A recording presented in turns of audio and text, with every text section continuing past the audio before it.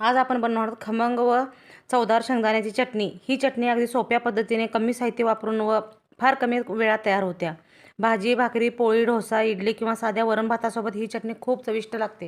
ही पाव किलो शेंगदाणे मी बारीक गॅस करून भाजून घेतलेले आहेत। एकदम कडक झालेले आहेत बघा शेंगदाणे कसे हे, आणि त्याची साल सगळी काढून घेतलेली आहे मी। ही आता आपल्याला ह्याची शेंगदाणे चटणी बनवायची आहे। त्यासाठी आपल्याला थोडंसं लागणार आहे जिरं, एक अर्धा चमचा होईल एवढं आपल्याला जिरं लागणार आहे। एक 2 ते 3 गड्डा लसूण मी सोलून घेतलेला आहे। लाल तिखट थोडं लागणार आहे आपल्याला, आणि थोडंसं मीठ लागणार आहे आपल्याला। आता आपण याची चटणी बनवूया। सर्वप्रथम आपल्याला हे शेंगदाणे यामध्ये घालून घ्यायचे।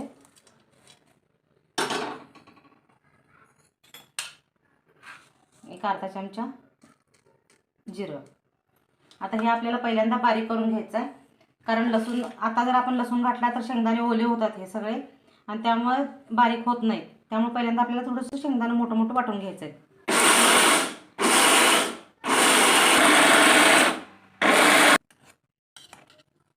बघा अशा प्रकारे मी हे शेंगदाणे आता बारीक करून घेतलेले आहे।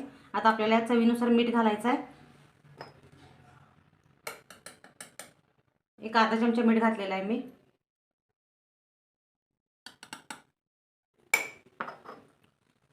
जिरं अगोदरच घातलेलं आहे बारीक करतानाच। आता आपल्याला लाल तिखट घालायचं आहे यामध्ये। एक फुल चमचा मी लाल तिखट घालत आहे यामध्ये,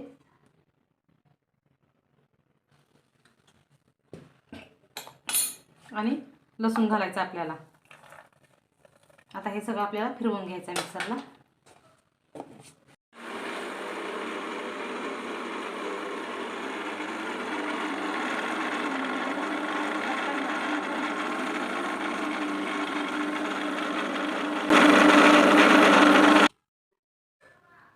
बघा ही अशा प्रकारे आपली शेंगदाणे चटणी तयार झालेली आहे।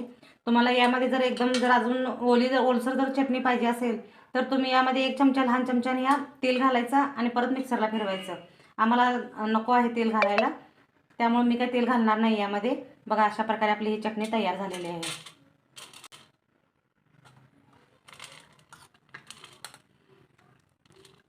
तुम्ही दही चटणी, बाजरीची भाकरी एकदम टेस्ट लागते। बघा ही अशा प्रकारे आपली चटणी तयार झालेली आहे। एकदम चवीला पण छान लागते।